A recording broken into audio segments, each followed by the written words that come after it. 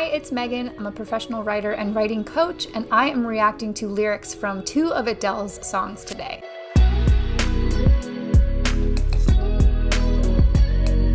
These are songs that she's co-written, and I'm doing one from her first album and one from her most recent album. If you're new here, I offer tips on the writing process from start to finish and reactions to writing in different kinds of media. I have loved Adele for so very long, so I'm excited to look at some of her songs, one of which I know, one of which I do not. So without further ado, without further Adele, I'll see myself out. I know this is life.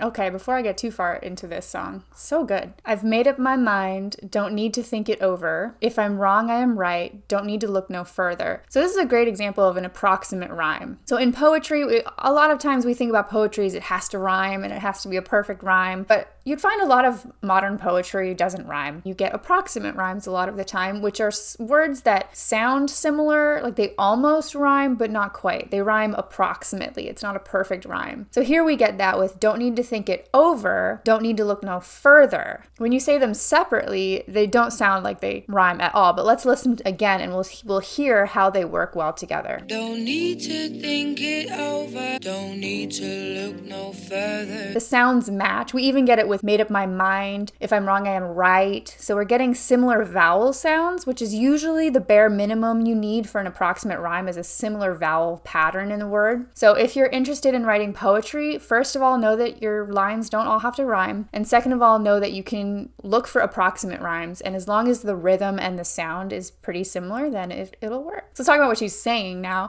I've made up my mind seems pretty straightforward. Don't need to think it over. She's repeating what she basically just said. She's made up her mind. She doesn't need to think about it. If I'm wrong, I am right. If I'm wrong, I am right. It's a mind teaser. That makes me think even if she's wrong, it doesn't matter. She's still right, even if she's wrong. Because she's made up her mind, she doesn't need to think about it. If she's wrong, she's still right. So it doesn't seem like she really is worried about whether she's making the wrong decision. She's set. And she says, don't need to look no further. A nice double negative, which your English teacher probably always taught you not to use. So here in the opening, we're getting the sense that she is firmly in this camp of whatever she's made up her mind about. So that's 1, 2, 3, 4 lines where she says, I have made up my mind. This brings to my mind another thing you can look for when you're writing. Always look at your sentences to make sure that they're not saying the same thing. This is especially true if you're writing a cover letter, if you're writing an essay, a personal statement. Is each line building on the line before it, or are some lines saying the same thing twice? So she's saying kind of the same idea 4 times. Now in a song, in a poem, you can kind of get away with that a little bit more. It's rhythmic, but if you're writing and trying to communicate an idea, just keep that in mind of, are my sentences saying the same thing? So that begs the question,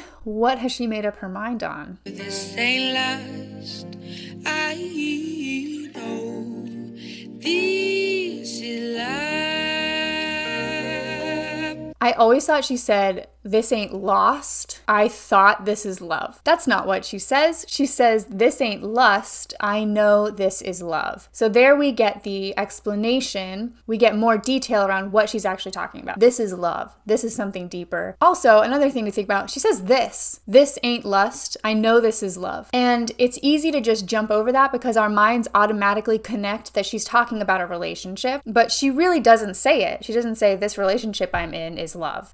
She just uses this. I see this a lot with students when I'm helping them with essays. If you have this at the start of a sentence, you really always want to make sure, or even this in the middle of a sentence, or it's, you always want to make sure that that article it's clear what that's referring to. Oftentimes, you'll know what it's referring to, and you'll forget that what it's referring to was 3 lines ago, and now your subject has shifted, and so this seems like it's referring to something that it's not. You want to make sure that, if possible, you replace that with the subject, or you make sure it's very clear. And how you do that is you keep the subject as close to that as possible. If I tell the world, I'll never say enough. But if I tell the world, okay, so we have a conjunction. Conjunctions are words that connect different phrases and clauses within a sentence. You can use the acronym FANBOYS to remember your conjunctions. That's for, and, nor, but, or, yet, and so. Fanboys. So whenever you see a conjunction, it's going to connect ideas, but each conjunction has a different meaning. This tells us that The first part of this idea is true, and the second part is also true, and there's probably something contrasting about them. So let's look at what Adele is doing here. This ain't lust. I know this is love,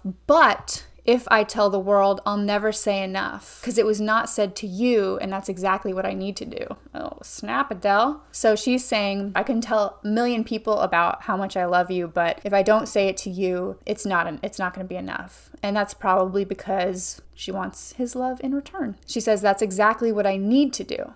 So let's see what she says after that. If I end up with you. So here she says something interesting. If I end up with you. So that tells us that she's not with this person, which maybe we could have implied because she's never told him she loved him, but who knows, maybe they're still together. But she's now telling us, if I end up with you. This is becoming quite a long phrase. Let's read the whole thing together. If you're ever reading, especially Shakespeare, this is a weird tie-in, but try to read the lines together as one idea. So if you find that there are sentences within the poem that are broken up into different lines, which happens often, follow the punctuation and read each statement as an idea from start of the sentence to the period, if that makes sense. So for instance, in this Adele song, she's broken this up into a lot of lines, but this is the whole sentence. Ready? This ain't lust. I know this is love, but if I tell the world, I'll never say enough, because it was not said to you, and that's exactly what I need to do if I end up with you. That's the whole sentence. So really breaking it down line by line can be helpful, but putting it all together as well and seeing the idea as a whole can also be helpful. So she's saying, if we end up together, I need to tell you that I love you. All right, I'm a little concerned, but she's also 19 in this, so I get it. Should I give up or should I just keep chasing pavements, even if it leads nowhere? I almost wonder if I end up with you, she loves this person, but she says if I end up with you, so I'm wondering if are they together already, or maybe they broke up. Maybe it's someone she loves, but she's not sure if they're going to get back together. I don't know. That's unclear from just the lyrics, but she's definitely questioning it. Should I give up or should I just keep chasing pavements? So that makes me think that she's been chasing this person. Chasing pavements is an interesting visual image. I think of someone running down the street or somebody driving after someone on the street, chasing pavements, or maybe like going wherever the other person is going. You know what I mean? Chasing the pavement that they've been on. I don't know. It's an interesting line. But the real crux of it is, should I give up or should I keep chasing this? And so that makes me think that this person must know how she feels to some extent because she's been pursuing it a little bit. And now she's wondering, should I just give up? So even if it leads nowhere, we're not getting a lot of ambiguous language in this. We've got another approximate rhyme, or would it be a waste even if I knew my place? The A vowel is the same. Way, play, so that helps it rhyme. Should I give up or should I just keep chasing pavements? Should I just leave it there, leave it where it is? Okay, Adele, what you gonna decide? Goes waiting as my heart drops and my back begins to tingle. I build myself up and fly around in circles. All right, now we're getting some more figurative language. Before, it was very talky, like it was very conversational. I've made up my mind, don't need to think it over. That's not particularly figurative. This gets a little bit more metaphorical. So I build myself up. That itself is a metaphor. You're building yourself up like a tower. So she's giving herself strength, trying to encourage herself, and fly around in circles. That gives me a sense of she's going back and forth, she's going around and around, and that's in the chorus where she says, should I give up or should I keep chasing pavements? I'm going around and around, I don't know what I should do. She says, waiting as my heart drops and my back begins to tingle. That's an interesting combination. When your heart drops, that's often a sad thing. You're feeling heavy, you're feeling sad, weighed down, heartbroken. When your back tingles, that's such an interesting choice of words. I mean, tingling is usually used more with the excitement of romance and love, kind of like getting butterflies in your stomach or tingles on your back. That is a weird phrase, but what it makes me think of is she's flying around in circles. So sometimes her heart drops. She's like, should I give up? And then sometimes her back begins to tingle. She says, should I keep chasing pavements? There's that excitement of what if we end up together and I can tell him I love him. And then the line changes from should I leave it there to could this be it? Or And then she repeats the chorus. Should I give up? Oh. She repeats it again. She repeats it again. She does not sound 19 in this. She's got such a mature sounding, nice alto type voice. I don't know if she's actually an alto, but her voice seems pretty low. Oh, and then she just repeats that again. Wow, okay. Okay, so, you know what? There really isn't a lot of writing in that. It's mostly the chorus over and over again, which I did not expect. Basically, we've got one verse about she's made up her mind, and it's very straightforward what she's saying, and then one verse that gets a little bit more figurative and flying around in circles. But the fact that she explains it so much in the chorus over and over again, I wouldn't say that this is a really well-written song. But let me just say I love listening to it. I feel like it has a great sound. The words, however, I would say aren't necessarily the best I've looked at. But one thing we learned about and got to see in this song was approximate rhymes and just how effective they can be. You don't even think twice that it's not actually rhyming, but yeah.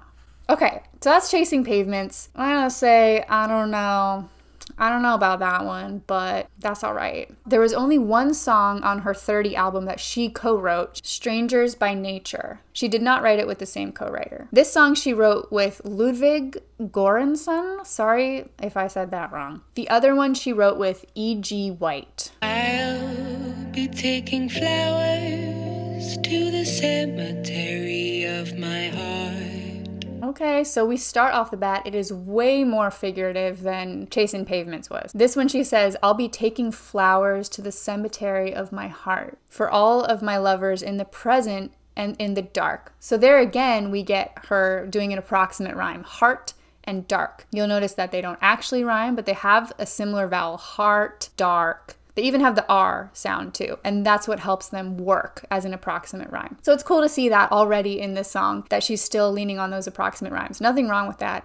They sound great. You don't even notice. So let's unpack these first two lines. I'm excited that they're more metaphorical. Okay. I'll be taking flowers to the cemetery of my heart. I already love that line. The cemetery of her heart. It's not the cemetery where her heart is buried. This is where something has died and its final resting place is her heart. And she's taking flowers there, and I feel like usually when you take flowers to a cemetery, you're going to visit somebody's grave that you care about, to remember them, to honor them, put flowers there. So it gives me a sense that she's reflecting on someone that she's lost or something she's lost, but that still holds a place in her heart. That's really beautifully written. I love that line. For all of my lovers in the present and in the dark. Okay, so now we know who she's visiting, or at least who is buried in the cemetery of her heart, all of her lovers in the present and in the dark. So comparing or putting together present and dark makes me think that dark refers to the past, and present is obviously the present. Lovers in her present are also buried in her heart. That's intriguing to me. I would like to know more. The anniversary, I'll pay respects and say I'm sorry. Okay, interesting. Every anniversary, I'll pay respects and say I'm sorry, for they never stood the chances if they could, when no one knows what it's like to be us. That confuses me a little bit. So she says every anniversary. That tells us this is a regular thing that she does. It's a metaphor, right? She's not actually taking flowers to a cemetery because it's in her heart. She can't do it. So we know that every anniversary, it just means she's reflecting on this quite a bit. And maybe it could be literal. Every anniversary that comes up, she thinks about it again. But she says, I'll pay respects and say I'm sorry. So there's a sense of regret, perhaps, or a sense of guilt, or at least a sense of owning that she was part of them ending up in the cemetery of her heart. Like there's something there that she feels she needs to repent for and pay respects to. So that kind of tells us, without really telling us, how she feels about these past lovers that she's talking about. For they never stood the chances if they could, when no one knows what it's like to be us. See, that's throwing me off, I think, because the tense shifts. They never stood the chances if they could, when no one knows what it's like to be us. So we get a little bit of past tense and then present tense, which could fit the lovers in the present and the lovers in the dark. I don't know if I'm reading too much into that, but maybe she's playing on that. When you don't stand a chance at something, that sounds to me like that's why she's apologizing. When no one knows what it's like to be us. I'm I need to hear more of the song to understand what that means. But there's obviously something difficult or challenging about being us, being together. And no one understands it. No one knows what it's like. Seen the sky this color before. I rebut on my rebuttals. It has a very vintage feel, doesn't it? No one knows what it's like to be us. I don't know if I'm understanding that line yet. I've never seen the sky this color before. It's like I'm noticing everything a little bit more. There we get a direct rhyme. Before and more. They end on the same vowel and same sounds. So that's how you know it's a direct rhyme. Now that all the dust has settled. So I think she was recently divorced before this album. So I'm getting vibes of like she's come to terms with this a little bit. She's paying respects and saying she's sorry, which makes me think there's still something regret related there, but it's still finalized. Like she's laying flowers in the cemetery of her heart. This relationship is dead. So it's done. There's some kind of finalized feel to that. But she says, I've never seen the sky this color before. It's like I'm noticing everything a little bit more. So either she's moving on, or maybe this has cracked her open to the point where she's taking things in a different way. But then she says, now that all the dust has settled. So again, we get that finalized feel. So, okay. I rebut all my rebuttals. So that gives us a little hint as to maybe their relationship dynamics. No one knows what it's like to be us. So I wonder if she's talking about, you know, when you're in the public eye and you get married and then you get divorced and there's all this talk about you can't stay together, and maybe, I don't know what happened, what fell out as a result of her getting divorced, but the line, no one knows what it's like to be us, makes it seem like she didn't feel understood or supported either in the relationship or afterwards or both, or because of the split. Now they're apart, the dust is settled, she's rebutting all her rebuttals, so none of the kind of arguments that they might have matter anymore. It's interesting. It's sad. So, okay, I want to hear more.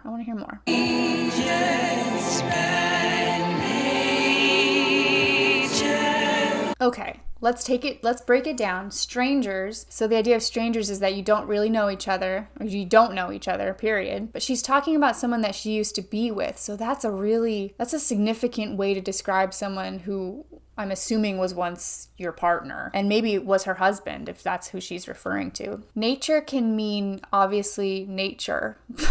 Nature can mean, obviously, what's outside and around us, the natural world, or somebody's nature, how they are as a person. So I wonder if it's a play on words that way. Stranger by nature, at first it made me think it was playing into the death metaphor, but I think maybe she's saying we were strangers by nature. Our personalities just didn't mesh. Our natures, who we were, what we were like, we were strangers. We had nothing in common. We didn't know each other. Or maybe that's how they grew as they were together. Like they just became strangers. I don't know, but that's kind of what it makes me think of. Let's see what she says after that.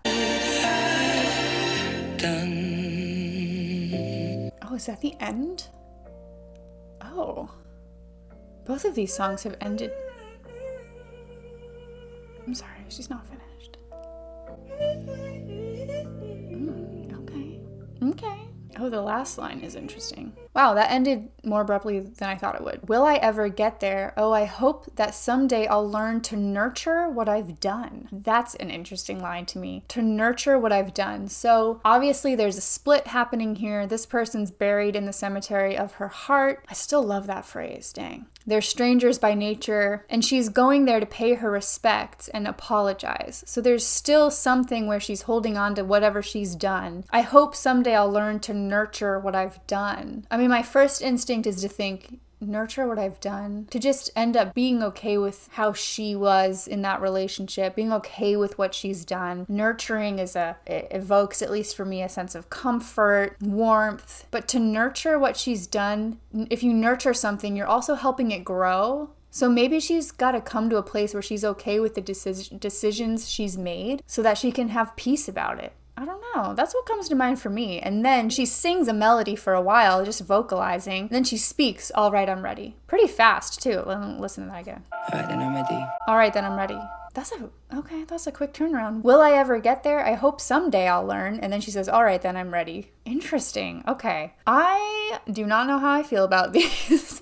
One interesting thing we've seen from her first album to her most recent album is the approximate rhymes. So if you're looking for examples of approximate rhymes, look through Adele's songs. I would be curious to know if some of her other songs use these too. This one had definitely more interesting metaphors and figurative language in there, but I would say this one's definitely better written than the other one because it just says things in a more interesting way. It's less straightforward. You have to think a little more, and I think that's good. But there are also parts of it that are a bit, it's like I need more of the story. It ends really soon. It's barely 3 minutes long, so I feel like it leaves me wanting more. Both of them left me wanting more. So let me know what you think. I'd be curious to hear your thoughts. Are there other Adele songs I should listen to? I love a lot of her stuff, but now I'm wondering if that's more for the music than the lyrics. If you enjoyed this video, it really does help my channel if you can like and subscribe and drop me a comment below with a song that you would want me to react to, or a TV show or a movie. Let's branch out into all the media. And as always, thanks for watching, happy writing, and I will see you next time.